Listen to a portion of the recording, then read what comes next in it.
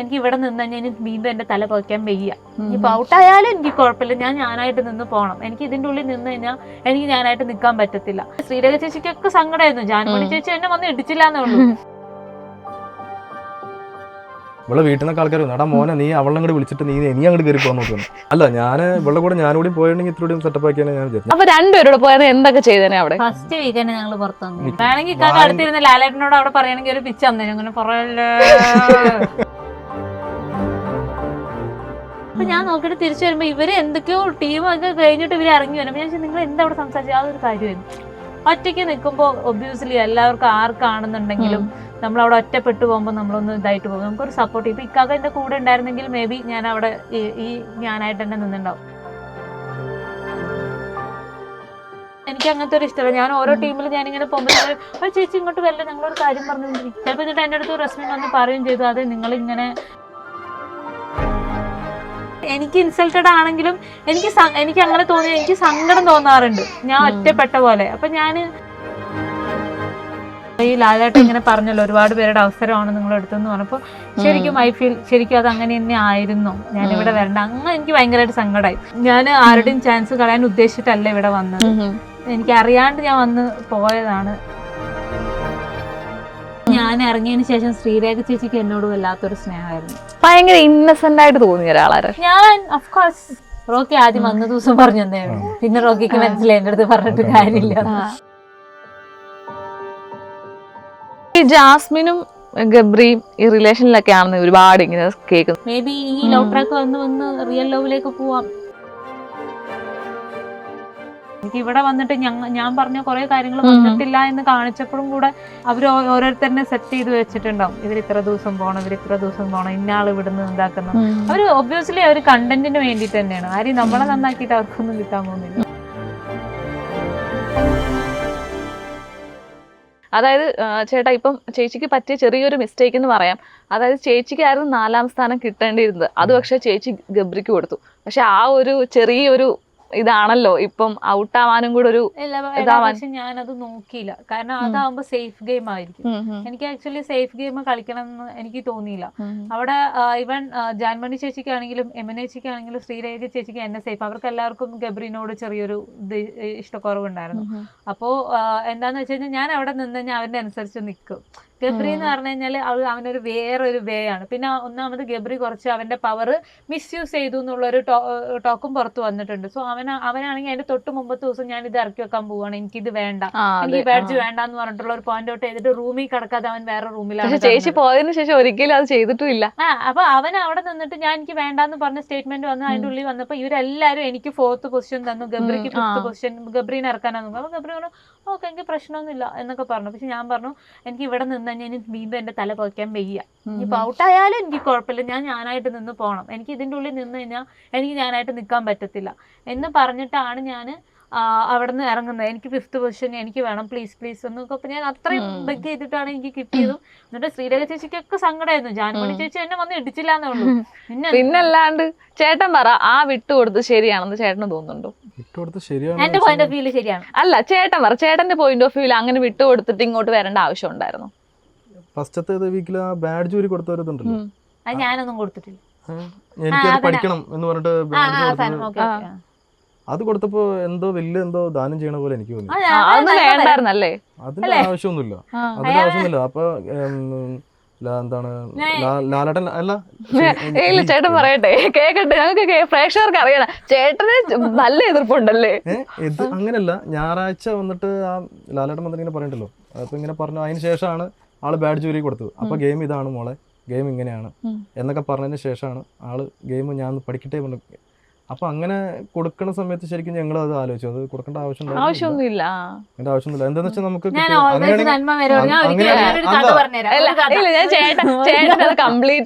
അങ്ങനെയാണെങ്കിൽ അതിലുള്ള എല്ലാവരും ഊരി കൊടുക്കണ്ടേ? അപ്പൊ ഇവളുടെ അല്ല ശരിക്കും പറഞ്ഞാൽ ഇവളെന്താന്ന് ഞങ്ങൾക്കും അറിയാം, ഫാമിലിക്കും അറിയാം, ഫാമിലി പറഞ്ഞാൽ എല്ലാവർക്കും അറിയാം, ബാക്കിയുള്ളവർക്ക് അറിയില്ല പുതിയൊരു കോംപ്രമൈസ് എന്നുള്ളത്. ഇവളെങ്ങനെ ഇരുന്ന ആളാണെന്ന് നമുക്ക് അറിയണം. പക്ഷെ അവിടെ പോയപ്പോ ഇത് കാണില്ല. അത് കാണാണ്ടായപ്പോ പെട്ടെന്ന് ഈ ബാഡ്ജൊക്കെ ഊരി ഞാൻ പഠിക്കാനായിട്ട് ഇനി ഒരാഴ്ച നിൽക്കട്ടെ എന്ന് പറഞ്ഞപ്പോ എനിക്ക് ആകെ ഒരു ഫീലും കാര്യങ്ങളൊക്കെ ആയി. പിന്നെ അത് കഴിഞ്ഞപ്പോൾ ഒരാഴ്ചകളിൽ നല്ലപോലെ ഒന്ന് കയറി ക്ലിയർ ആയിട്ട് വന്നപ്പോൾ തന്നെ പിന്നെ ആ ബാഡ്ജിന്റെ ആ ഒരു പോയിന്റ് ഞാൻ പിന്നെ മറന്നുപോയി. ആക്ച്വലി ആ ഒരു സാധനം എന്ന് പറഞ്ഞാൽ അർഹിക്കാത്ത ഒരാളുടെ കൈ കിട്ടുമ്പോൾ കുരങ്ങന്റെ കയ്യിൽ പൂമാല കിട്ടിയ പോലെ തന്നെ. അറിയിക്കാത്ത പറഞ്ഞതിന് മുമ്പ് പക്ഷെ അത് കുരങ്ങന്റെ കയ്യിൽ പൂമാല കിട്ടിയ പിച്ചി പറിച്ച് വലിച്ചെറിയും. ഞാനതിനെ സൂക്ഷിച്ചെടുത്ത് വെച്ചു. അങ്ങനല്ല, അർഹിക്കാത്തെന്ന് പറഞ്ഞു കഴിഞ്ഞാല് അതിപ്പോ എങ്ങനെ ഫസ്റ്റത്തെ പവർ ടീമിന് കിട്ടിയത് ആര് കൊടുത്തു? വെറുതെ പക്ഷെ അവിടെ ഞാൻ കിട്ടിയതല്ലോ, നമ്മൾ പിന്നെ അതിനുശേഷം ടാസ്ക് ജയിച്ചല്ലോ, മറ്റേ ടാസ്ക് വന്നില്ലേ, എങ്ങനെ പ്രൊവോക്ക് ചെയ്യുന്ന ആ ഒരു ടാസ്ക് വന്നല്ലോ, അതില് നമ്മൾ തന്നെ ജയിച്ചല്ലോ വീണ്ടും ആ ഒരു വീക്കില്. എന്നിട്ടാണ് ഞാനത് ഊരിക്കൊടുത്തത്. എനിക്ക് അവിടെ ലൈക്ക് എനിക്ക് പവർ ടീമിൽ നിൽക്കുന്നതിന് ആ ഒരു ടീമിൽ നിൽക്കുന്നതിനേക്കാളും എനിക്ക് പുറത്ത് പോയാൽ ഒരാഴ്ച കഴിഞ്ഞപ്പോ ആളൊന്ന് ക്ലിയർ ആയപ്പോ എല്ലാരും പറഞ്ഞോ ആളൊന്ന് മിണ്ടി തുടങ്ങി. അപ്പൊ ഈ ആഴ്ച വന്നു പവർ ഹൗസിൽ. പിന്നെ വോട്ടിങ്ങിലൊക്കെ നോക്കിയപ്പോ ബാക്കിലാന്ന് എനിക്ക് അത്യാവശ്യം നന്നായിട്ട് മനസ്സിലായി. അപ്പൊ അതുകൊണ്ട് ഇപ്പൊ പവർ ഹൗസിൽ നേരെ ഇതിലേക്ക് വന്നു, നമ്മുടെ ചാനൽ റൂമിലേക്ക് വന്നു. പക്ഷെ അപ്പൊ ജാസ്മിൻ തിരിച്ച് അങ്ങോട്ടേക്ക് വരികയും ചെയ്തു പവർ ഹൗസിലേക്ക്. അപ്പൊ ആ വിഷമം തോന്നിയോ? ഇല്ല, ബിക്കോസ് ഞാൻ ആഗ്രഹിച്ചാണ് എനിക്ക് അവിടെ നിന്ന് പുറത്ത്. ഞാൻ പിന്നെ അങ്ങനെ എന്താ അല്ലേ, സാധാരണ എല്ലാരും കയറി പോകാനാണ് ആഗ്രഹിക്കുന്നത് അല്ലേ, ഇതെല്ലാം വിട്ടു കൊടുത്തിട്ട് ഇതിലേക്ക് വരാൻ. ആ സമയത്തൊക്കെ ശരിക്കും ദേഷ്യം തോന്നി, ഇവിടെ എന്തായി കാണിക്കും. പിന്നെ ആകെ ഒരു ഫീലിംഗ് ആയി പോയി. മക്കളൊക്കെ എന്ത് പറഞ്ഞു ആ സമയത്ത്? മക്കൾ അതല്ല ഞാൻ പറഞ്ഞു, മോൻ നല്ല കരച്ചിലായിരുന്നു. പിന്നെ എല്ലാരും ഒന്ന് അപ്സെറ്റ് ആയി പോയി പെട്ടെന്ന് ഇതിങ്ങനെ ആയപ്പോ. ഭയങ്കര ഇതായി പോയി, മമ്മ ഇങ്ങനെ അന്ന്. പിന്നെ ചില ഇവിടെ വീട്ടിൽ നിന്നൊക്കെ ആൾക്കാർ വന്നു, എടാ മോനെ നീ അവളെ അങ്ങോട്ട് വിളിച്ചിട്ട് നീ അങ്ങോട്ട് കയറി പോകാൻ നോക്കുന്നു, അല്ലെങ്കിൽ അവൾക്ക് പറ്റില്ലെങ്കിൽ ഞാൻ. എനിക്ക് ഇവിടെ തോന്നിയത് ചേച്ചിക്ക് വേറെ ചേട്ടന്മാരെ ഇപ്പൊ കപ്പ് പിടിച്ചോണ്ട് വന്നേരല്ലേ. അല്ല അങ്ങനെ പറയണ അവരെല്ലാരും വിളിച്ചിട്ട് വേറെ അല്ല ഇവളൊരു അല്ല റോക്കിന്റെ അപ്പുറം ഉണ്ടാവും. അല്ല ഇവളുടെ മാമ വിളിച്ചിരിക്കാണ്, വോയിസ് വിട്ടിരിക്കാണ്. മോനെ നിഹാലെ നീ എത്രയും പെട്ടെന്ന് മോഹൻലാൽ നമ്പർ ഒന്ന് വാങ്ങിക്കും, മോഹൻലാൽ നമ്പർ ഒന്ന് വാങ്ങിച്ചിട്ട് എത്രയും പെട്ടെന്ന് എന്നെ ഒന്ന് അറിയിക്ക് മാമ. കുടുംബത്തിന് ഒരാളുണ്ട് ഭയങ്കര പുലിയാണ്, അപ്പോ എന്നെ ഒന്ന് റെക്കമെൻഡ് ചെയ്യ്, ഞാൻ വേഗം വരാം. അവൾ എന്താ കിടന്ന് കാണിക്കണേ, ഞാൻ കാണിച്ചാൽ എങ്ങനെ കളിക്കേണ്ടതെന്ന്. അപ്പൊ നീ എത്രയും പെട്ടെന്ന് ഇത് മോഹൻലാൽ നമ്പർ വാങ്ങിക്കാനാണ് പറഞ്ഞത് എൻ്റെ അടുത്ത്. ഞാൻ അവിടെ വർക്ക് ചെയ്തോണ്ടിരിക്കുക. ഞാനല്ലേ മാമ എന്തേ കിടന്ന് പറയണേ, അല്ലെങ്കിൽ ഇതിന്റെ ഇത് കണ്ടിട്ട് എനിക്ക് ആകെതായിട്ടിരിക്കുക. അതിന്റെ ഇടയിലാണ് മോഹൻലാൽ നമ്പർ വെച്ചിട്ട് പുള്ളി വിളിച്ചിരിക്കുന്നത്. മാമ പൊളിയാട്ടോ, നീ ഇങ്ങോട്ട് മാറി നിൽക്കും, ഞാൻ പോവായില്ലേ. മാമയ്ക്ക് ഞാൻ വോയിസ് അയച്ചു കൊടുത്തു. മാമ ഇങ്ങനെ ചെയ്യാൻ പറ്റില്ല, ഇങ്ങനെ ഒരിക്കലും ചെയ്യാൻ പറ്റില്ല. ഇവള് മാറിയതിനു ശേഷം വേറെ ആ ഒരു ഇത് അങ്ങനെ വൈൽഡ് കാർഡ് എന്നൊക്കെ ഒരു സംഭവം ഉണ്ട്, അതൊക്കെ അങ്ങനെ കയറും. അല്ലാണ്ട് നമുക്ക് തന്നെ പെട്ടെന്ന് കയറാൻ പറ്റില്ല. ഇവിടെ കുടുംബത്തിൽ നിന്ന് ഒരാളോട് ഉണ്ട് ഞാൻ അങ്ങോട്ട് വരാന്ന് പറഞ്ഞു, പുള്ളി ഫ്ലൈറ്റ് പിടിച്ച് വരാന്ന് പറഞ്ഞു. സീരിയസ് ആയിട്ട് പറഞ്ഞ സംഭവം.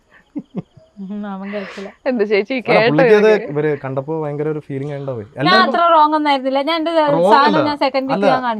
അല്ല, ആള് ഡള്ളായിട്ട് നിക്കല്ലേ. അപ്പൊ എല്ലാരും അത് ഇവിടെ ഫാമിലിനെ അതിന്റെ ഇടയിൽ എല്ലാവർക്കും അറിയാം ഇവിടെ എങ്ങനെയാണെന്ന്. അപ്പൊ എല്ലാരും ഞാൻ വീട്ടിലാണെങ്കിലും വഴക്കുണ്ടെങ്കിൽ ഞാനും കൂടാറില്ല. നമ്മുടെ ഇപ്പൊ ഫാമിലി വഴക്കൊക്കെ ഉണ്ടാവുമല്ലോ, വലിയമ്മയായിട്ടും എന്റെ വലിയമ്മ അമ്മനെ എന്തെങ്കിലും ചീത്ത പറയും, ആ അമ്മനെ വിളിച്ചിട്ട് പറയും സാരില്ല എല്ലാം മേളിലൊരുത്തങ്ങാണ്. എനിക്ക് തോന്നി ഈ പണ്ടൊക്കെ ദൈവം പിന്നെ പറഞ്ഞു വെക്കും, ഇപ്പോഴെന്ന് വെച്ചാൽ ഓൺ ദ സ്പോട്ടിൽ കൊടുക്കും. അങ്ങോട്ടൊന്നും എത്തിയിട്ടില്ല. ഇപ്പോഴും മറ്റേ നന്മമരം കളിച്ചിരിക്കുന്ന ഒരു ചേച്ചിയാണല്ലേ. നന്മമരം ഞാൻ ആക്ച്വലി ആയി തുടങ്ങി എന്റെ യാത്രയിൽ നിന്നാ. ഞാൻ എന്ന് യാത്ര ചെയ്തു തുടങ്ങി എന്റെ കൺസെപ്റ്റ് മാറി തുടങ്ങി. യാത്രയിൽ ശ്രദ്ധിച്ചിട്ടുണ്ട്. വഴക്ക് പറഞ്ഞിട്ടുണ്ടോ നീ ഇങ്ങനെ നിക്കരുത്? അപ്പൊ എപ്പോഴെങ്കിലും വഴക്ക് പറഞ്ഞിട്ടുണ്ടോ നീ ഇങ്ങനെ നിക്കരുത്? ഇവിടെ നേരെ തിരിച്ചാണ്. ഹോട്ടലിൽ ഒരു ഫുഡ് നേരെ അല്ലെങ്കിൽ ഞാൻ പോയിട്ട് പറയും ഏട്ടാ ഹോട്ടലിലത്തെ ഫുഡ് ശരിയാ. അപ്പൊ ഇതെന്റെ അടുത്ത് പറയും അതിനൊന്നും പറയല്ലേ വാവേ, ഭക്ഷണം കൊടുത്ത് ഇങ്ങനെയൊക്കെ വേണോ കഴിക്കാൻ. നേരെ തിരിച്ചാ അല്ലേ. ഹോട്ടലിൽ ഭക്ഷണം കഴിച്ചിട്ട് നന്നല്ലെങ്കിൽ ഞാൻ ഓപ്പൺ ആയിട്ട് പറയും. ഒരു വട്ടം ഞങ്ങൾ എയർപോർട്ടിൽ നിന്ന് ഇറങ്ങിയിട്ട് വരുന്ന സമയത്ത് അത്താണിന്ന് ഒരു ഹോട്ടലിൽ കയറി, അവരൊരുമാതിരി ഒരു കുഴഞ്ഞ ചോറുകൊണ്ട് ഫ്രൈഡ് റൈസ് ഉണ്ടാക്കി. ഞാൻ പറഞ്ഞു അത് പറ്റില്ല, അത് എന്തോ അത് ഇക്കാക്ക് ഫ്രൈ കഴിച്ചു വെച്ചിട്ടാ തോന്നുന്നു. അവര് ഫ്രൈഡ് റൈസിന്റെ പൈസ ഒന്നും എടുത്തില്ല. എനിക്ക് വിശ്വസിക്കാൻ പറ്റുന്നില്ല. ഈ നിഷാനെ അല്ല ഞാൻ അവിടെ കണ്ടേക്കുന്നത്. എനിക്ക് വിശ്വസിക്കാൻ പറ്റുന്നില്ല. ഇപ്പം നിഹാലിക്കയ്ക്ക് തോന്നിയ കാര്യം എന്താണ്? കാരണം നിഷാനയുടെ വീക്ക് പോയിന്റ് അവിടെ വന്നിട്ടുള്ളത് എന്താണെന്നാണ് തോന്നുന്നത്? വീക്കായിട്ട് തോന്നിയിട്ടുള്ള കാര്യങ്ങൾ. എനിക്ക് മൊത്തത്തിൽ ഒരു ലോകം വേണം, ഞാനാണ് അവിടുത്തെ രാജാവ്. അങ്ങനെയാണെങ്കിൽ ഞാൻ എല്ലാം ചെയ്യും. ആര്? ഞാൻ. എന്ത് മനസ്സാണല്ലേ. അതിപ്പോ നടക്കുന്ന കാര്യമാണോ ബിഗ് ബോസിൽ പോയിട്ട്? ഇല്ലേ? നല്ല സ്ഥലത്താണ് പോയിരിക്കുന്നത്. നിഹാലിക്ക് ഇത് പിന്നെ തോന്നി ഇവിടെ എന്തിനാണ് വിട്ടത്, ഞാൻ പോയാൽ മതിയായിരുന്നത്. അല്ല ഞാൻ ഇവളുടെ കൂടെ ഞാനൂടി പോയിട്ടുണ്ടെങ്കിൽ ഇത്രയും സെറ്റപ്പ് ആക്കിയാണ് ഞാൻ വിചാരിച്ചത്. ഞാൻ പോയി പറഞ്ഞു മിണ്ടാടിക്ക് ശരി, ഞാനിവിടെ ഒറ്റയ്ക്കായിരുന്നു സത്യം പറഞ്ഞു. നിങ്ങൾ രണ്ടുപേരോടാണ് പോയിരുന്നെങ്കിൽ അവിടെ എന്തൊക്കെ ചെയ്തേനെ ഒന്ന് പറഞ്ഞു. ഈ 2 ആഴ്ച കിട്ടിയിരുന്നെങ്കിൽ ഇതിന്റെ ഇടയ്ക്ക് കുറെ കാര്യങ്ങൾ ഇപ്പൊ നിഷാനയ്ക്ക് ചെയ്യാൻ പറ്റാത്ത കാര്യങ്ങൾ ഞാൻ ചെയ്യുമായിരുന്നൊക്കെ നമ്മൾ മനസ്സിൽ ഓർക്കുമല്ലോ. ഇത് എനിക്ക് ഇങ്ങനെ ചെയ്യായിരുന്നു അങ്ങനെ ചെയ്യായിരുന്നു. അപ്പം രണ്ടുപേരും ഞാനൊന്നല്ല പല ആൾക്കാരും വിചാരിക്കണ കാര്യം. അപ്പൊ രണ്ടുപേരോട് പോയാൽ എന്തൊക്കെ ചെയ്തേനെ അവിടെ? ഫസ്റ്റ് വീക്കെൻഡ് ഞങ്ങൾ പുറത്തു വന്നു. ഇല്ല നിഹാലിക്ക് എന്തോ പറയാനുണ്ടല്ലേ? അല്ല അത് പറയാൻ പറ്റില്ല. എന്താന്ന് വെച്ചാ ഇവളുടെ അടുത്തേക്ക് ചിലപ്പോൾ ആരെങ്കിലും എന്തെങ്കിലും തട്ടിക്കയറി എന്തെങ്കിലും പ്രശ്നത്തിന് പോയി കഴിഞ്ഞാൽ ചിലപ്പോൾ ഞാൻ അതിൽ കയറി പിടിക്കും. അപ്പോൾ ജെൻസിന്റെ കൂടെ നമ്മൾ കയറി പിടിക്കണമെന്ന് വെച്ചാൽ ആ ജെൻസ് നമ്മുടെ അടുത്തായിരിക്കും കൂടുതൽ അവർ കയറി പിടിക്കണം. പിന്നെ ആ ഒരു പോയിന്റ് വെച്ചാൽ അവര് ഞാൻ തമ്മിലായിരിക്കും എപ്പോഴും. അപ്പൊ ഇവളവിടെ ബാക്കിലായിരിക്കും നിൽക്കും, ലേഡീസ് ആയിട്ട് ഇങ്ങനെ ഒരു ഇതായിട്ട് നിൽക്കും. അപ്പൊ ഞാൻ മിണ്ടാണ്ട് നിൽക്കില്ലല്ലോ, ഞാൻ അതിൽ കയറി ഇടപെടും. അങ്ങനെ ഞാൻ ഇടപെടുവായിരുന്നു എന്ന് തോന്നിയൊരു ഇൻസിഡന്റ് ഉണ്ടോ അതിനകത്ത്? അല്ലെങ്കിൽ നിഷാനയ്ക്കെതിരെ വന്നപ്പം ഞാൻ അവിടെ ഉണ്ടായിരുന്നേ അവൾക്ക് ഈ പ്രശ്നം വരില്ലെന്ന് തോന്നിയൊരു ഇതുണ്ടോ? എന്നാലും എന്തെങ്കിലും ഒരു കാര്യം, അല്ലെങ്കിൽ ഞാൻ അവിടെ ഉണ്ടായിരുന്നെങ്കിൽ ഞാൻ ചില കാര്യങ്ങൾ പറഞ്ഞു കൊടുത്തിട്ട് ഇടപെട്ട കാര്യം ചായ ശരിയല്ലോ സംഭവം. വേണമെങ്കിൽ അടുത്തിരുന്ന ലാലേട്ടനോട് അവിടെ പറയണെങ്കിൽ ഒരു പിച്ച വന്നേ, അങ്ങനെ പറയല്ലേ പിച്ച വന്നില്ല.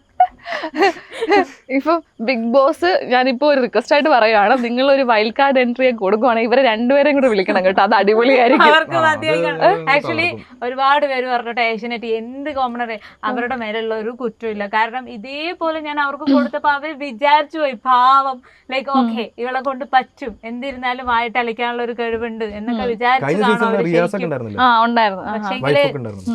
നമ്മൾ ഇറങ്ങുന്നതിന്റെ തലേദിവസം കൂടെ നിഷാന പറഞ്ഞു, അതായത് എനിക്ക് ഇനിയും പവർ ഹൗസിലേക്ക് പോകാൻ പറ്റിയ കുറെ കാര്യങ്ങൾ, എനിക്ക് തിരിച്ചു പോകണമെന്നുണ്ട്, കുറെ കാര്യങ്ങൾ ചെയ്യാനുണ്ടെന്നുള്ളത്. അതെന്തൊക്കെ കാര്യങ്ങളായിരുന്നു? അതൊക്കെ മനസ്സിൽ ഉദ്ദേശിച്ചിട്ട് കാണുമല്ലോ. കിട്ടിയ കാര്യങ്ങൾ എന്താന്ന് വെച്ച് കഴിഞ്ഞാൽ ഇപ്പൊ അവിടെ ലേറ്റ് ആയിട്ട് ഫുഡ് കൊടുക്കുന്നു, അവര് തോന്നിയ പോലെ അവരുടെ തോന്നിയ, പക്ഷെ അത് കറക്റ്റ് ആയിട്ട് ഒരു സൂപ്പർവൈസിങ് എന്ന രീതിയിൽ അവര് ഭക്ഷണം ഉണ്ടാക്കി കഴിഞ്ഞാൽ അപ്പൊ തന്നെ അവിടുത്തെ ഫ്ലോർ ഒക്കെ ക്ലീൻ ചെയ്യും, ഉള്ളി തൊലിച്ചതും അത് ഇതൊക്കെ കൊണ്ട് ഫ്ലോർ വൃത്തിക്ക് ക്ലീൻ ചെയ്യിപ്പിക്കുക. അതുപോലെ ഫ്ലോർ ടീമൊക്കെ ചിലപ്പോൾ ഈവനിങ് വരെ നിൽക്കാറുണ്ട് ആ മേശയൊക്കെ തുടങ്ങും. അത് ഓരോരുത്തർ ഭക്ഷണം കഴിച്ചത് അപ്പൊ തന്നെ അവിടെയൊക്കെ ക്ലീൻ ചെയ്യിപ്പിക്കുക. ബാത്റൂം ആണെന്നുണ്ടെങ്കിൽ അവർ ക്ലീൻ ചെയ്യുന്ന സമയത്ത് അതിന്റെ കൂടെ പോയിട്ട് നമുക്ക് അവർ ചെയ്യാത്ത കാര്യങ്ങളോ അല്ലെങ്കിൽ വൃത്തിയിൽ ചെയ്തില്ലെങ്കിലോ ഇന്ന സാധനങ്ങൾ യൂസ് ചെയ്തിട്ട് ക്ലീൻ ചെയ്തില്ല, അതൊക്കെ നമ്മൾ അവിടെ നിന്ന് അവരെ കൊണ്ട് ചെയ്യിപ്പിക്കുക. അപ്പൊ ഈച്ച് ആൻഡ് എവരി വൺ ചെയ്യുന്ന ഓരോ കാര്യങ്ങൾക്കും അവിടെ കൂടെ നിന്ന് അവരെ കൊണ്ട് ചെയ്യിപ്പിക്കുക എന്നുള്ളതാണ് എനിക്ക് പിന്നീട് കിട്ടിയത്. ഇപ്പൊ പുറത്ത് നമ്മൾ തുണികളൊക്കെ ഇവൻ ആ ഒരു അയൽ തന്നിട്ടുണ്ടല്ലോ, അതിലിടാതെ വെറുതെ അവിടെ വിരിച്ചിട്ടിരിക്കുന്നു ഇവൻ ഇന്ന വയസ്സൊക്കെ, അതൊക്കെ നമ്മൾ വൃത്തിക്ക് ഇവിടെ തന്നെ ഇതിലേക്ക് ഇടിയിപ്പിക്കുക. ഇതൊക്കെ തന്നെയായിരുന്നു എന്റെ മൈൻഡിൽ. പിന്നെ നമ്മൾ ഇപ്പൊ പവർ ടീം ചെയ്ത പോലെ രാത്രി ഇത്ര സമയം കഴിഞ്ഞ് കഴിഞ്ഞാല് ഉള്ളിലേക്ക് കയറ്റി വരും, അങ്ങനെ കുറച്ച് സാധനങ്ങളായിരുന്നു ചെയ്യുമായിരുന്നു. ഇപ്പം ആദ്യമേ പറഞ്ഞു ഈ പവർ ഗ്രൂപ്പിന് ആദ്യം മുതലേ ഒരു യൂണിറ്റി ഇല്ലായിരുന്നുള്ളത്. അപ്പൊ എപ്പോഴെങ്കിലും ഒറ്റപ്പെടുത്താൻ ശ്രമിച്ചിട്ടുണ്ടെന്ന് തോന്നിയിട്ടുണ്ടോ? ആണോ? അതിലെന്താ എന്ത് റീസൺ കൊണ്ടാ തോന്നിയിട്ടുള്ളത് ഒറ്റപ്പെടുത്തി? അതായത് നമ്മുടെ ഒരു വോയിസിന് വാല്യൂ ഇല്ലാത്ത പോലെ തോന്നിയിട്ടുണ്ട്. ബിക്കോസ് അവര് നമ്മൾ എന്തെങ്കിലും പറയുമ്പോഴത്തേക്കും ചാടി കയറിട്ട് ഓക്കെ ഒരു വട്ടം 2-3 പേര് തീരുമാനിച്ചിരിക്കുന്നു, യമുനയും ഇവര് എല്ലാരും കൂടെ തീരുമാനിച്ചു പുറത്തിറങ്ങി അവർ ഒരു കാര്യം പറഞ്ഞു. അത് കഴിഞ്ഞാൽ ഞാനിവിടെ എന്തോ അടിയുണ്ടാക്കി ഇങ്ങനെ നോക്കി, നമ്മളോട് അഭിപ്രായം ചോദിക്കില്ലല്ലേ? അപ്പൊ ഞാൻ നോക്കിയിട്ട് തിരിച്ചു വരുമ്പോ ഇവര് എന്തൊക്കെയോ ടീം ഒക്കെ കഴിഞ്ഞിട്ട് ഇവര് ഇറങ്ങി വരുമ്പോ ഞാൻ നിങ്ങൾ എന്താ അവിടെ സംസാരിച്ചത്, അതൊരു കാര്യമായിരുന്നു. അറ്റ്ലീസ്റ്റ് ഇവര് പോകുമ്പോ അവരുടെ ടീമിലുള്ള ഒരാളെന്നുള്ള രീതിയിൽ എന്നെ വിളിക്കണായിരുന്നു. അത് ചെയ്തില്ല. അപ്പൊ തന്നെ എനിക്ക് മനസ്സിലായി ഓക്കെ നമ്മളിതില് കരടാണ്, അപ്പൊ ഇവിടെ നിന്ന് മാറണം എന്ന് എനിക്ക് അപ്പൊ തന്നെ തോന്നിയായിരുന്നു. എനിക്ക് ഇതിൽ നിന്ന് കഴിഞ്ഞാൽ ഒറ്റയ്ക്ക് നിൽക്കുമ്പോൾ ഒബ്വിയസ്ലി എല്ലാവർക്കും ആർക്കാണെന്നുണ്ടെങ്കിലും നമ്മൾ അവിടെ ഒറ്റപ്പെട്ടു പോകുമ്പോൾ നമ്മളൊന്ന് ഇതായിട്ട് പോകും, നമുക്കൊരു സപ്പോർട്ട്. ഇപ്പൊ ഇക്കാക്ക എന്റെ കൂടെ ഉണ്ടായിരുന്നെങ്കിൽ മേ ബി ഞാൻ അവിടെ ഈ ഞാനായിട്ട് തന്നെ നിന്നുണ്ടാവും, വാ തുറന്ന് പറയാനുള്ളത് പറഞ്ഞിട്ട്. എനിക്ക് അവിടെ ഒരു സപ്പോർട്ടിങ് ഉള്ളതായിട്ട് ഫീൽ. ഞാൻ ഒറ്റപ്പെട്ടിട്ട് തന്നെ നിൽക്കണ പോലെ എനിക്ക് ആ ഒരു ക്യാരക്ടർ ഒട്ടും ഇഷ്ടമല്ലാത്ത ഒരാളാണ്. അപ്പൊ അവിടെ ഞാൻ ചെല്ലുന്ന സമയത്ത് ഫസ്റ്റ് ഡേ തന്നെ എല്ലാം ടീമായി. ശരണ്യ, ശ്രീതു, ജിജോ ആൻഡ് ടീം, ഋഷി അവര് ടീം, പിന്നെ നമ്മുടെ റസ്മിൻ ആൻഡ് നോറ, ഗബ്രിയ ആൻഡ് ജാസ്മിൻ, അങ്ങനെ എല്ലാവരും ടീം. അല്ലാതെ ഉള്ളത് ആകെ സുരേഷ് ഏട്ടൻ മാത്രമാണ്. അപ്പൊ എനിക്ക് അങ്ങനത്തെ ഒരു ഇഷ്ടമല്ല. ഞാൻ ഓരോ ടീമിൽ ഞാനിങ്ങനെ പോകുമ്പോൾ ചേച്ചി ഇങ്ങോട്ട് വരില്ല, ഞങ്ങളൊരു കാര്യം പറഞ്ഞുകൊണ്ടിരിക്കുക.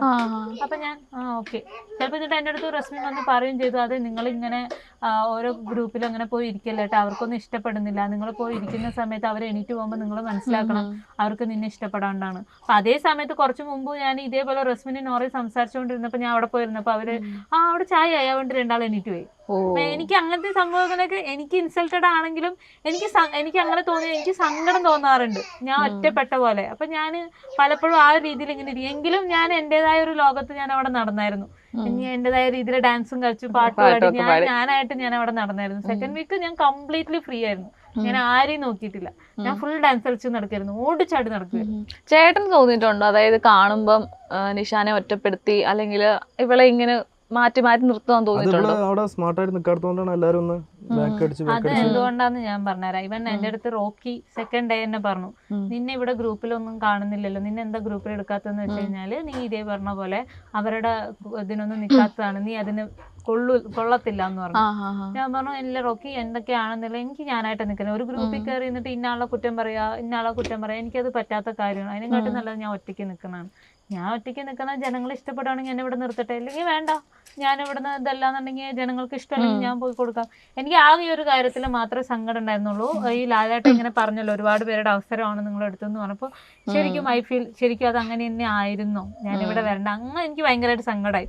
ഓക്കെ, രതീഷേട്ടൻ നല്ല രീതിയിൽ ഗെയിം കളിക്കുന്നുണ്ട്, മേ ബി ഞാൻ ഈ പവർ ടീമിൽ വന്നത് കൊണ്ടല്ലേ ഞാൻ നോമിനേഷനിൽ ഇല്ലാതിരുന്നത്, അല്ലെങ്കിൽ ഞാൻ ഈ ആഴ്ച പോകേണ്ടതല്ലേ എന്ന് പറഞ്ഞിട്ട് എനിക്ക് ഭയങ്കരമായിട്ട് സങ്കടം വന്നു. എന്നെ വേണമെങ്കിൽ എടുത്തോ പുറത്തേക്ക്, വേണമെങ്കിൽ രതീഷേട്ടൻ നന്നായി ഗെയിം കളിക്കാൻ അറിയുന്ന ഒരാളാണ്, ആളെ ഉള്ളിലാക്കിക്കോ. അതാണ് ഞാൻ അവിടെ നിന്ന് പറഞ്ഞത്. ഞാൻ ആരുടെയും ചാൻസ് കളയാൻ ഉദ്ദേശിച്ചിട്ടല്ല ഇവിടെ വന്നത്, എനിക്ക് അറിയാണ്ട് ഞാൻ വന്ന് പോയതാണ് എന്നുള്ളൊരു സാധനം. ഇപ്പം ആദ്യമേ പറഞ്ഞു 10 ദിവസം കഴിഞ്ഞിട്ടാണ് പലരും ക്ലോസ് ആയെന്നൊക്കെ ഓൾറെഡി ഗബ്രി പറഞ്ഞു. ഇപ്പൊ പക്ഷെ ഇപ്പം നിഷാന പറഞ്ഞു ആദ്യത്തെ ദിവസം തന്നെ ഇവർക്ക് ഒരു കോംബോ സെറ്റ് ചെയ്തു. അത് അങ്ങനെ തന്നെയായിരുന്നു. പക്ഷെ അവര് പറയുന്നത് 10 ദിവസം കഴിഞ്ഞിട്ടാണ് ചെയ്തത്. അത് ആൾക്കാരെ മണ്ടന്മാരാക്കാൻ പറ്റത്തില്ലല്ലോ. എല്ലാരും നിങ്ങൾ ക്യാമറയിൽ കാണുന്നുണ്ട്, ഞാൻ അവിടെ ഡയറക്റ്റ് ആയിട്ട് കാണുന്നുണ്ട്. അതങ്ങനെയൊന്നുമല്ല. ഫസ്റ്റ് ഡേ തൊട്ടിട്ട് എനിക്ക് തോന്നുന്നു ഫസ്റ്റ് ഞാൻ ഇവരുടെ ഗ്രൂപ്പിൽ ഇരിക്കാനാണ് നോക്കിയത്. എന്നിട്ട് സെക്കൻഡ് ഡേ ഞാൻ ചോദിച്ചു, ഞാനിങ്ങനെ രാത്രി എനിക്ക് പെട്ടെന്ന് ഉറക്കാൻ വരാത്ത ഒരാളാണ്. അപ്പൊ ഞാൻ അവരുടെ കൂടെ ഇങ്ങനെ ഇരുന്നപ്പോൾ ഇവര് തമ്മിൽ മാത്രം സംസാരിക്കുന്നു. ഞാനിങ്ങനെ വായ്പൊഴിച്ച് നോക്കിയത്. ഞാൻ ചോദിച്ചു, ആക്ച്വലി ഒരു കാര്യം ചോദിക്കട്ടെ, നിങ്ങളൊന്നും മിസ്അണ്ടർസ്റ്റാൻഡ് ചെയ്യരുത്, ഞാനിങ്ങനെ ഇടയിൽ വന്നിരിക്കുന്നത് നിങ്ങൾക്ക് എന്തെങ്കിലും ബുദ്ധിമുട്ട് തോന്നുന്നുണ്ടോ? ഇല്ല ചേച്ചി. പക്ഷെ എനിക്ക് തന്നെ പേഴ്സണലി എനിക്ക് ഫീൽ ആയി, ഓക്കെ ഞാൻ ഈ ചെയ്യുന്നത് ശരിയല്ല. മേ ബി ഒരു ഇതിലിങ്ങനെ പോയി അവരെൻ്റെ അടുത്ത് വർത്താനം പറയുന്നില്ല, പക്ഷെ ഇവര് പറയണം കേട്ടോണ്ട് ഞാനിങ്ങനെ ഇരിക്കുന്നത് എന്തുട്ടാ അത് എന്നും പറഞ്ഞിട്ട് ഞാൻ പിന്നെ അതൊന്നും മാറി നിന്നതാണ്. സെക്കൻഡ് ഡേ അവർ സ്റ്റാർട്ടിങ്ങിലെ ആ ഒരു കോംബോ ഉണ്ടായിരുന്നു. ഇപ്പം നമ്മളകത്തു നിന്നാണ് ഇത് പ്രോഗ്രാം ചെയ്യുന്നത്, പക്ഷെ പുറത്ത് നിൽക്കുന്നവരാണ് നമുക്ക് വേണ്ടി അത്രയേ സപ്പോർട്ട് ചെയ്യേണ്ടത്. ഇപ്പൊ നിഹാലിക്ക നിഷാനയ്ക്ക് വേണ്ടി എന്തൊക്കെ സപ്പോർട്ടാണ് ഇവിടെ പുറത്ത് നിന്ന് ചെയ്തിട്ടുള്ളത്? PR വർക്ക് അല്ലെങ്കിൽ ഇൻസ്റ്റാഗ്രാം കൂടി എന്തെങ്കിലുമൊക്കെ ചെയ്തിരുന്നോ? നമ്മൾ അധികം ഒന്നും കണ്ടില്ല. ഇല്ല, ഞാൻ അറിയണ മിക്ക ആൾക്കാർക്കും അറിയണ ഫ്രണ്ട്സ് അങ്ങനെയുള്ള ആൾക്കാരും കുടുംബക്കാരും അവർക്കൊക്കെ ഞാൻ ഇതുപോലെ വോട്ടിന്റെ ഇത് വന്നല്ലോ, ആ സമയത്ത് എല്ലാവർക്കും ഇതിങ്ങനെയാണ് സംഭവം, ഇതാണ് ഡിസ്നി ഹോട്ട്സ്റ്റാർ ഡൗൺലോഡ് ചെയ്ത് കാര്യങ്ങളൊക്കെ ചെയ്യണം എന്ന് പറഞ്ഞിട്ട് എല്ലാ ദിവസവും ഓർമ്മപ്പെടുത്തില്ലായിരുന്നു. നീ ചെയ്തോന്ന് പറഞ്ഞിട്ട് ഇങ്ങനെ ഇതാക്കും. അപ്പോൾ നോക്കും ചില സമയത്ത് ഇങ്ങനെ കയറി നിന്ന് ബാക്കിൽ നിന്ന് ഒരു പടിയും കയറി പിന്നെയും ബാക്കിലേക്ക്. ആ ഫൈനലായപ്പോ ഫ്രൈഡേ അല്ലേ, ഫ്രൈഡേ നൈറ്റ് ആയപ്പോ തന്നെ സംഭവം എനിക്ക് ക്ലിക്കായി. പക്ഷെ ശനിയാഴ്ച എവിക്റ്റഡ് ആയി പോകുന്നത് ഞാൻ ഒരിക്കലും പ്രതീക്ഷിച്ചില്ല. അല്ല, ഞാൻ ഓൾറെഡി കുറച്ച് കടത്തിലാണ് ഞാൻ അങ്ങോട്ടേക്ക് കയറി പോയത്. അത്യാവശ്യം കടമുണ്ടായിരുന്നു. ഇതിന്റെ ഈ നമ്മള് കേരളത്തിൽ നല്ല പോരെ എങ്കിരുന്നാൽ പോലും ഇതിന്റെ എക്സ്പെൻസ് ഒക്കെ എങ്ങനെ നമ്മൾ തന്നെയാണോ എടുക്കേണ്ടത്? അല്ല, ഇതിന് സെലക്ട് ആയതിനു ശേഷമുള്ള ബാക്കി എക്സ്പെൻസ് അവരെടുത്തോളൂ. അങ്ങോട്ടേക്ക് നമുക്ക് എന്തൊക്കെ ചെലവുകളായിരുന്നു? എന്നോട് ഇപ്പൊ പറഞ്ഞില്ല കടം. എനിക്ക് വേണ്ടി മാത്രം പേഴ്സണലി വന്ന ചെലവുകളായിരിക്കും. ഇപ്പൊ ഞാൻ പറഞ്ഞില്ല, ഒഡീഷയെന്നാണ് ഞാൻ ഇങ്ങോട്ട് വന്നത്. പിന്നെ തിരിച്ചു വാരണാസി പോയി നേപ്പാളിൽ ഇങ്ങോട്ട് വന്നു. അതിന് മാത്രം ഫ്ലൈറ്റ് ചാർജ് ഒരു 50-50 രൂപന്റെ ഉള്ളിൽ പോയായിരുന്നു. പിന്നെ അതിന് പോലെ ഈ ലൈനറാണ് ഞാൻ ഇട്ടിട്ടുണ്ടായിരുന്നത്. അതിന് മുമ്പ് ക്ലിപ്പായിരുന്നു. അപ്പൊ ആ ക്ലിപ്പ് മാറ്റിയിട്ട് ഒരു 3 മാസത്തേക്കുള്ള മേ ബി അവിടെ നിന്നാലോ പറയാൻ പറ്റത്തില്ലല്ലോ. അപ്പൊ ആ സമയത്ത് അവർക്ക് അത് ചെയ്യാൻ പറ്റില്ല. അപ്പൊ അലൈനർ വേണ്ടി സെറ്റ് ആക്കാൻ വേണ്ടിയിട്ട് നല്ലൊരു എമൗണ്ട് എന്റെ കയ്യിൽ നിന്ന് പോയായിരുന്നു. ഒക്കെ കൂടെ എന്തായാലും ബിഗ് ബോസിന് കിട്ടിയതിനേക്കാളുള്ള ഒരു എമൗണ്ട് ഒക്കെ പൊടിച്ചിട്ടാണ് ഞാൻ പോയത്. ഇപ്പൊ ആദ്യം പോവുകയാണെന്ന് പറഞ്ഞപ്പം നിഹാലിക്കന്റെ ഒരു റിയാക്ഷൻ എന്തായിരുന്നു? അല്ലെങ്കിൽ ബിഗ് ബോസിലേക്ക് സെലക്ഷൻ കിട്ടി അല്ലെങ്കിൽ ഞാൻ കൊടുക്കാൻ പോവുകയാണെന്ന് പറഞ്ഞപ്പോ? അല്ല, പെട്ടെന്ന് ഞാൻ ഒരിക്കലും പ്രതീക്ഷിച്ചില്ല അത് വർക്ക് സൈറ്റിലുള്ള സമയത്താണ് എന്നെ വിളിച്ചു പറഞ്ഞു അങ്ങനെ പെട്ടെന്ന് ഞാൻ എന്താ ചെയ്യേണ്ടതെന്ന് വെച്ചപ്പോൾ ഞാൻ അങ്ങനെ ഫോം വെച്ച് കുറച്ച് നേരം നിൽക്കിയത്. അതെന്താ അങ്ങനെ നിൽക്കാൻ കാരണം? കൊടുത്താരും എനിക്കറിയാം, സെലക്ട് ആവുമെന്ന് വിചാരിച്ചില്ല. അന്നേരം എവിടെ ഇരുന്നു? നേപ്പാളിലായിരുന്നു. അപ്പൊ ഒന്നുകൂടി ആലോചിച്ചോന്ന് പറഞ്ഞു. നേപ്പാളാ അതന്നെ. ആ സമയത്ത് ഒന്നുകൂടി ഞാൻ ആലോചിച്ചു കാര്യങ്ങൾ. എനിക്കും ഓക്കെയാണ് എന്ന് വെച്ചാൽ ഇത്ര നല്ലൊരു അവസരം, നല്ലൊരു പ്ലാറ്റ്ഫോം, അത് ഇനി പോവണ്ടെന്ന് പറഞ്ഞിട്ട് അതിന്റെ പേരിൽ എന്തെങ്കിലും എവിടെയെങ്കിലും പ്രശ്നങ്ങൾ ഉണ്ടാവാൻ സാധ്യത. പക്ഷെ പോവണ്ടെന്ന് മനസ്സിലുണ്ടായിരുന്നോ? ഇല്ല, അത് നല്ലൊരു ചാൻസ് ഉള്ളല്ലോ, ഓപ്പർച്യൂണിറ്റി അല്ലേ. അപ്പൊ അത് കളയേണ്ടത് തന്നെയാണോ പിന്നെ അത് കുറച്ച് കാലത്തൊക്കെ പറഞ്ഞപ്പോ ഒരു അതിലൊക്കെ പോകണം, അത് ശരിയാവില്ല. ഇക്കാക്ക് കുറച്ചൊക്കെ ഉണ്ടായിരുന്നു. പോയി കഴിഞ്ഞിട്ട് ഞാൻ വഴക്കാളിയായി, ആകെ അലമ്പായി. ഇവിടെ നാട്ടുകാരൊക്കെ പറയും നിന്റെ കെട്ടികൾ ഇങ്ങനത്തെ ഒരു സാധന എന്നൊക്കെ ചോദിക്കുമോ എന്നുള്ളൊരു ടെൻഷൻ ഉണ്ടായിരുന്നു. ചെറിയൊരു പ്രശ്നമായിരുന്നു. ടെൻഷനൊക്കെ മാറിയല്ലോ. അല്ലാണ്ട് വേറെ കുഴപ്പമൊന്നും. ഇപ്പൊ ഫാമിലി ഒക്കെ എന്ത് പറഞ്ഞു? പക്ഷെ ഞാൻ സീരിയസ്ലി ഞാനിപ്പോ അവിടെ പോയിട്ട് ഇങ്ങനെ ആവണം വിചാരിച്ചിട്ടല്ല കേട്ടോ ആയത്. ഐ മീൻ എന്റെ ഫാമിലിക്ക് ഒരു പ്രശ്നം വരുമെന്ന് വിചാരിച്ചിട്ടല്ല ഞാൻ അവിടെ അങ്ങനെ നിന്നത്. അത് ഓട്ടോമാറ്റിക്കലി ആയിപ്പോയതാ. അവിടുത്തെ ഈ ഒരു പ്രഷറും കാര്യങ്ങളും ഞാൻ പ്രതീക്ഷിക്കാതെ വന്ന ഉറക്കമില്ലായ്മയും സമയം അറിയാതെ ഇങ്ങനെ തന്നെ പ്രതീക്ഷിക്കാൻ. ഞാൻ ഇത്രയും ട്രാവൽ, ഞാൻ വീട്ടിൽ കുറച്ച് ദിവസം അടങ്ങി ഒതുങ്ങി ഇരിക്കാത്ത ഒരാളാണ്. എനിക്ക് ഇവിടെ തന്നെ ഞാൻ കുറച്ച് ദിവസം ഇരിക്കുമ്പോൾ ഇവിടുന്ന് അടുത്തുള്ള തട്ടേക്കാടോ ബോത്താങ്കട്ടോ അവിടെ എവിടെയെങ്കിലും പോയിരിക്കും. ഞാൻ എപ്പോഴായാലും ഞാൻ വെറുതെ ബൈക്ക് എടുത്തിട്ട് പോയിട്ട് ഇങ്ങനെ കറങ്ങിക്കൊണ്ടിരിക്കുന്ന ഒരാളാണ്. ഞാൻ അതിൻ്റെ ഉള്ളിൽ ഇരിക്കുമ്പോൾ ഓട്ടോമാറ്റിക് അതിൻ്റെതായ ഫ്രസ്ട്രേഷൻ വരും. അപ്പോൾ അങ്ങനെ വന്നതാ, അല്ലാതെ ഞാൻ വാണ്ടഡ്ലി ചെയ്ത കേസല്ല. എന്തായാലും ഞാൻ റോങ് ചെയ്യില്ല എന്നുള്ള കാര്യത്തിൽ എനിക്ക് 100% ഉറപ്പ്. അത് എവിടെയാണെങ്കിലും ഞാൻ ചെയ്യില്ല. അപ്പോൾ ഞാൻ നേരത്തെ പറഞ്ഞൊരു എക്സാമ്പിൾ എന്ന് പറഞ്ഞു കഴിഞ്ഞാൽ, അപ്പം ഞങ്ങളുടെ വീഡിയോയിലുണ്ട് അത്. ലഡാക്കിൽ പോയ സമയത്ത് ലഡാക്കിൽ അറിയാം എപ്പോഴും നല്ല തണുപ്പുള്ള ഒരു സ്ഥലം. ഒരു കപ്പിൾസ് കോട്ട് ജാക്കറ്റ് എടുത്തിട്ട് വരാൻ വിട്ടുപോയി. അവർ ജാക്കറ്റ് എടുത്തില്ല. അവര് ഫ്രണ്ട് ബൈക്കിൽ ഇരിക്കുന്ന അയാൾക്ക് ജാക്കറ്റ് വേണമായിരുന്നു. എന്നിട്ട് ഞാൻ എന്റെ ജാക്കറ്റ് ഊരി കൊടുത്തു. എന്നിട്ട് അപ്പൊ തന്നെ എന്നിട്ട് എന്റെ ഫ്രണ്ട് പറയുന്നുണ്ട് നന്മയുള്ള ലോകമേ. ഞാൻ പറഞ്ഞത് സാരില്ലടാ, ഞാൻ ബാക്കിലല്ലേ ഇരിക്കുന്നത്, അത്യാവശ്യം എനിക്ക് കുറച്ച് അവർക്കത് ഒട്ടും പറ്റില്ല. അവർ തിരിച്ചു വരുന്ന സമയത്ത് എനിക്ക് അവിടെ തിരിച്ച് കാർഗിൽ വന്നപ്പോൾ ജാക്കറ്റൊക്കെ തന്ന് കുറെ മിഠായിയൊക്കെ വാങ്ങി തന്ന് ബർഗറൊക്കെ വാങ്ങി തന്ന് ഭയങ്കര. സോ അവനെ ഇടക്ക നന്മ വരെ ഞാൻ കളിക്കാറുണ്ട്. ഇങ്ങനെ നമ്മളിപ്പോ പേഴ്സണലി അറ്റാച്ച്മെന്റ് തോന്നിയ ആരെങ്കിലും ഉണ്ടോ? ഇപ്പൊ ബിഗ് ബോസിനിടയ്ക്ക് 2 weeks നിന്നു, അപ്പൊ അവിടെ എന്തെങ്കിലും എനിക്ക് പേഴ്സണലി അറ്റാച്ച്മെന്റ്? മിനിറ്റില് ഞാൻ ഇറങ്ങിയതിന് ശേഷം ശ്രീരേഖ ചേച്ചിക്ക് എന്നോട് വല്ലാത്തൊരു സ്നേഹമായിരുന്നു. ശ്രീരേഖ ചേച്ചി എന്ന് പറഞ്ഞാൽ എന്നെ ഇടക്കിടക്ക് നോക്കി കരയൊക്കെ ചെയ്യും. ബിക്കോസ് ചേച്ചി എന്തോ ആദ്യമേ എന്നോട് ഭയങ്കര സ്നേഹമായിരുന്നു. അപ്പൊ ചേച്ചിക്ക് അറിയാം ഞാൻ നിന്റെ അടുത്ത് എപ്പോഴും പറഞ്ഞല്ലേ നീ പോകും, നീ നോമിനി ചെയ്യണം, അത് കുഴപ്പമില്ല ചേച്ചി, എന്നായാലും നമ്മൾ പോകണ്ടായിരുന്നു. ഇപ്പൊ ഞാൻ 2 ആഴ്ച ഇവിടെ ഡംബായി ഇരുന്നിട്ട് ഞാൻ ആൾക്കാരുടെ വെറുപ്പ് സംഭവിച്ചു പോകുന്നതിനും നല്ലത് ഞാനായിട്ട് എനിക്ക് കാണിച്ചു. എനിക്കത് പവർ റൂമിൽ നിന്നാൽ ഞാൻ എന്താണെന്ന് എനിക്ക് കാണിച്ചു കൊടുക്കാൻ പറ്റില്ല. ഞാൻ പുറത്ത് പോയി കഴിഞ്ഞാൽ അറ്റ്ലീസ്റ്റ് ഞാനായി നിന്നിട്ട് കാണിച്ചു കൊടുത്തിട്ട് എനിക്ക് പോകുന്നതിൽ എനിക്ക് പ്രശ്നമില്ല എന്ന് പറഞ്ഞപ്പോ ശ്രീരേഖ ചേച്ചി എന്നോട് ഭയങ്കര ഒരു. ഓക്കെ, ഞാനപ്പോ ഇനി കുറച്ച് കാര്യങ്ങൾ പറയാം. അപ്പൊ ഇതിനകത്ത് ഈ ബിഗ് ബോസ് ഹൗസിനകത്ത് അതിന് ആപ്റ്റ് ആയിട്ടുള്ള ആരാണെന്ന് പറയണം. അതിനകത്ത് ഏറ്റവും ബുദ്ധിശാലിയും തോന്നിയ ആരാണ്, അല്ലെങ്കിൽ ക്രൂക്കഡായിട്ട് സൂത്രശാലിയും തോന്നുന്ന ആരാണ്? 2 പേരെ പറയാൻ പറ്റും. എനിക്ക് തോന്നിയത് സിജോ ആൻഡ് ജിൻഡോ. ജിൻഡോ ബ്രോ, സിജോ എന്ന് പറഞ്ഞാൽ സൈലന്റ് ആയിട്ട് നിന്ന് നോക്കി കളിക്കുന്ന ഒരാള്, ഗെയിം കളിക്കാൻ അറിയാം. ജിൻഡോ ബ്രോ എന്ന് പറഞ്ഞാല് ഇവിടെ പതറി കഴിഞ്ഞ് കഴിഞ്ഞാൽ ഓക്കെ എന്നാ മാറ്റി പിടിക്കാം, ലൈക്ക് അങ്ങനെ കളിക്കുന്ന ഒരാളായിട്ടാണ് ജിൻഡോ ബ്രോ. ഇവിടെ ഒന്ന് പിഴ തെറ്റിക്കഴിഞ്ഞാലും മാറ്റി പിടിക്കുവാണ് വേഗത്തിൽ. ഭയങ്കര ഇന്നസെന്റ് ആയിട്ട് തോന്നിയ ഒരാളാണ് ഞാൻ. ഓഫ്കോഴ്സ് ഞാനാണെന്ന് സുരേഷ് ചേട്ടൻ. പിന്നെ അതിനുശേഷം ഐ തിങ്ക് ഷർണേച്ചി ഒക്കെയാണ്. പിന്നെ കുറച്ച് ബ്യൂട്ടി കോൺഷ്യസ് ആയിട്ട് തോന്നിയത്? ബ്യൂട്ടി കോൺഷ്യസ് ജാസ്മിൻ ഉണ്ട്, ശ്രീതു ഉണ്ട്. ഫേക്ക് ആണെന്ന് തോന്നിയ ആരാണ്? ഫേക്ക് ലൈക്ക് അവിടെ എല്ലാവരും ഗെയിം കളിക്കാൻ വന്നവരാണ്. സോ അവിടെ ആരും. എന്നാലും നമുക്ക് തോന്നുമല്ലോ ഇവര് ഇങ്ങനെ അല്ല, പക്ഷെ ഇവര് ഫേക്ക് കളിക്കുമെന്ന് തോന്നുന്ന ഒരാള്. അങ്ങനെ ചോദിച്ചു കഴിഞ്ഞാൽ ഇങ്ങനെയല്ലാന്ന് ചോദിച്ചാൽ അവിടെ എല്ലാവരും മാറ്റമുണ്ട് വന്നിട്ട്. എനിക്ക് അങ്ങനെ ഫേക്ക് ഗെയിമായിട്ട് ആരും ചെയ്യുന്ന പോലെ തോന്നി. അവർ ആ ഗെയിമിനനുസരിച്ച് നീങ്ങുന്ന പോലെയാണ് എനിക്ക് ഫീൽ ചെയ്തത്. ഭയങ്കര ഇന്റലിജന്റ് ആരാണ് സമയത്തിനൊത്ത് പെരുമാറുന്നത്? അപ്സര. ഭയങ്കര ഇന്റലിജന്റ് ആണ്.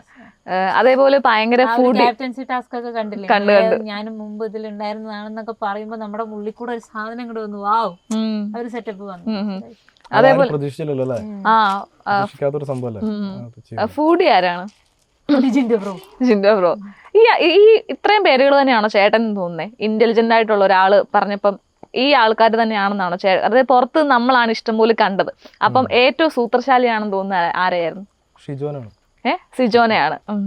ഭയങ്കര ഇന്റലിജന്റ് തോന്നുന്നേ. അപ്പം കാര്യങ്ങള് കൂടി മാത്രല്ല, പിന്നെ ഒരു ദിവസം ഇവിടെ സെപ്പറേറ്റ് ഇങ്ങനെ ഇരിക്കുന്ന സമയത്ത് വന്നിട്ട് കാര്യങ്ങളൊക്കെ ഇങ്ങനെ പറയണ്ടേ, എന്താന്ന് വെച്ചാൽ നീ എന്തിനാ ഇങ്ങോട്ട് വന്നേ, നീ ഇങ്ങനെ ചെയ്യാനാണോ, അത് ഫസ്റ്റ് സെക്കൻഡ് നീ അത് ഒന്ന് എല്ലാവരോടും ഒന്ന് ക്ലിയർ ആക്കി നിൽക്കണം, അങ്ങനെ നിന്നിട്ട് കാര്യമില്ല എന്ന് പറഞ്ഞപ്പോ പുള്ളിനോട് എനിക്കൊരു ചെറിയൊരു ഇത് തോന്നിയിരുന്നു. വേറെ ആരും പറഞ്ഞു കൊടുക്കാത്ത ഒരു കാര്യം പുള്ളി ഒന്ന് പുള്ളി നേരത്തെ കുറെ പറഞ്ഞു. സിജോ ആയിട്ട് എനിക്ക് നല്ലൊരു ബോണ്ട് ഉണ്ടായിരുന്നു.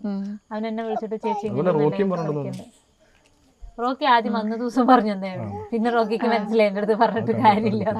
ഫേക്ക് ആണെന്ന് തോന്നുന്ന ആരാണ്? കംപ്ലീറ്റ്ലി ഫേക്ക് ആണെന്ന് തോന്നി.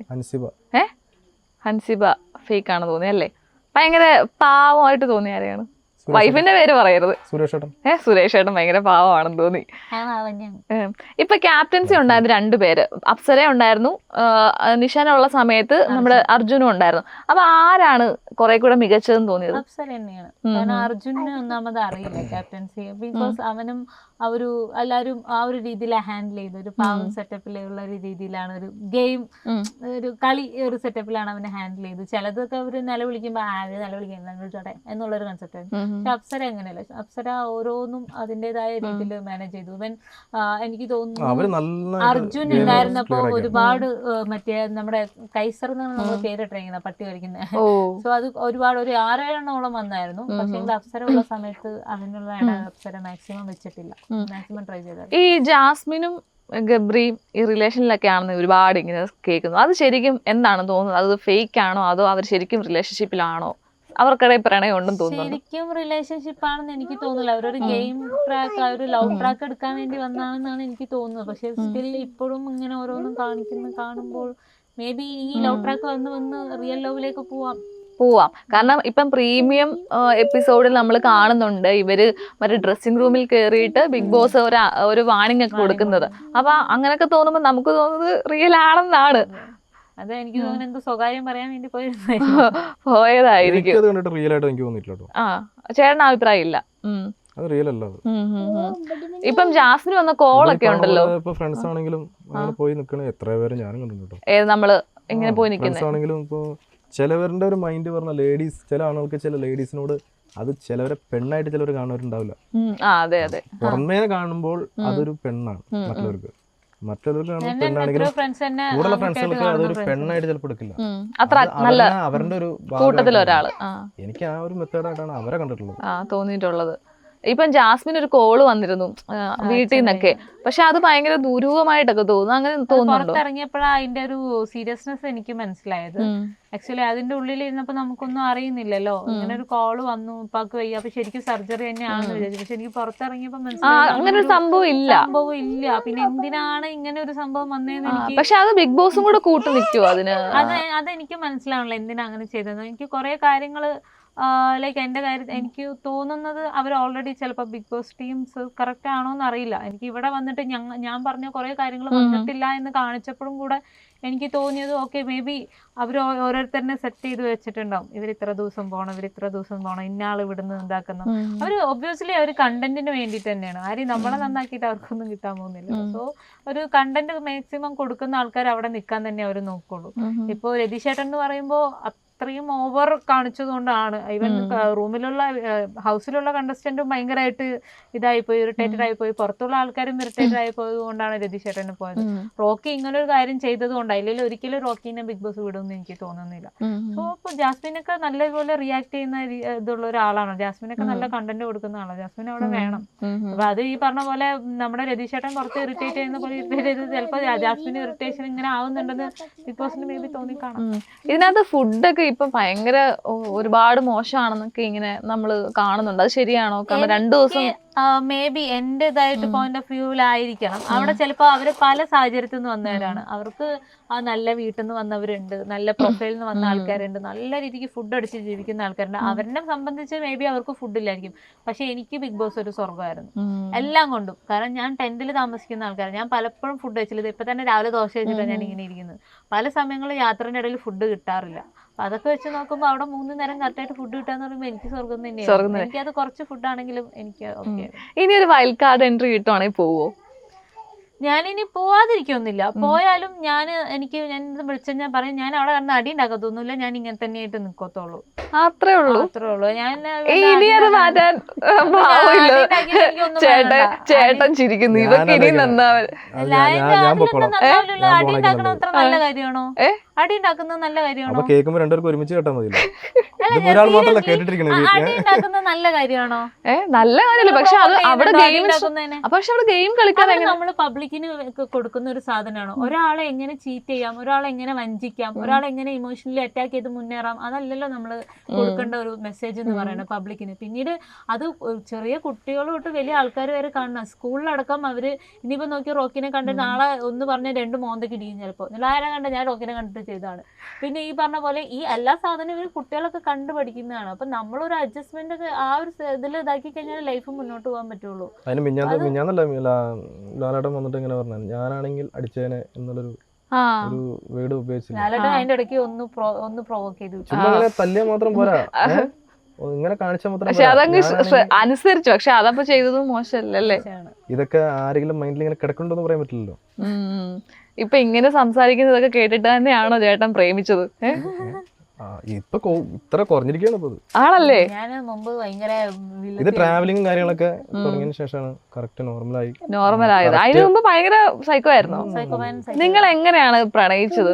എവിടെയായിരുന്നു കണ്ടുമുട്ടിയത്? ആക്ച്വലി പ്രേക്ഷകർക്ക് അറിയാൻ വേണ്ടി പറയുകയാണ്, ഇന്റർകാസ്റ്റ് മാരേജ് ആണ്. ചേട്ടൻ ക്രിസ്ത്യാനിയാണ്, ചേച്ചി മുസ്ലിം ആണ്. മതം മാറിയോ? മതം മാറി. ചേച്ചിയിലേക്ക് കൊണ്ടുവന്നു ചേട്ടനെ. പേരെന്തായിരുന്നു ആദ്യത്തെ പേര്? പ്രജീഷ്. ചേട്ടന്റെ പേര് പ്രജീഷ് എന്നായിരുന്നു. പ്രജീഷ് എന്നുള്ള പേര് മാറ്റി നിഹാലാക്കി ചേച്ചിയുടെ ഇതിലേക്കും കൊണ്ടുവന്നു. പക്ഷെ എനിക്ക് ഇപ്പൊ എന്ന് പറഞ്ഞാൽ യാത്ര തുടങ്ങിയതിന് ശേഷം എനിക്ക് മതമല്ല, ഞാൻ പിള്ളേരൊന്നും കൊടുത്തിട്ടില്ല. ഇവരെ ഇതുവരെയായിട്ടും ഇവൻ മുസ്ലിമിന്റെ ഇതാണെങ്കിൽ മദ്രസയിലും പറഞ്ഞിട്ടില്ല, ഇവരുടെ ഇതിലും പറഞ്ഞിട്ടില്ല. അവരോട് വലുതാവണ സമയത്ത് അവര് എന്തവർക്ക് തോന്നുന്നു, അവർക്ക് ഇതായിട്ട് തോന്നുന്ന രീതിയിൽ ഞാൻ എല്ലാത്തിലും വിശ്വസിക്കുന്ന ഒരാളാണ്. എല്ലാ ദൈവങ്ങളിലും ആ ഒരു പോസിറ്റിവിറ്റി കണ്ട് യാത്ര തുടങ്ങിയതിന് ശേഷം ഞാൻ പഠിച്ച കേസ് അതാണ്. കാരണം യാത്ര തുടങ്ങിയതിന് ശേഷം എനിക്ക് മതവും കാര്യങ്ങളൊന്നും നോക്കിയിട്ട് ഇന്നേ വരെ ഒരാൾ ഫുഡ് ഇല്ലാത്ത സമയത്ത് ഫുഡ് തന്നിട്ടുണ്ട്, ഷെൽട്ടർ ഇല്ലാത്ത സമയത്ത് ഷെൽട്ടർ തന്നിട്ടുണ്ട്. മനുഷ്യത്വമാണ് ഞാൻ പഠിച്ചിട്ടുള്ളത്. അതാണ് ഞാനിപ്പോ പിള്ളേർക്ക് കൊടുക്കുന്ന മനുഷ്യത്വം എന്താണ്, ഹ്യൂമാനിറ്റിയാണ് നിങ്ങളുടെ മനസ്സിന്റെ ഉള്ളിൽ വേണ്ടത്.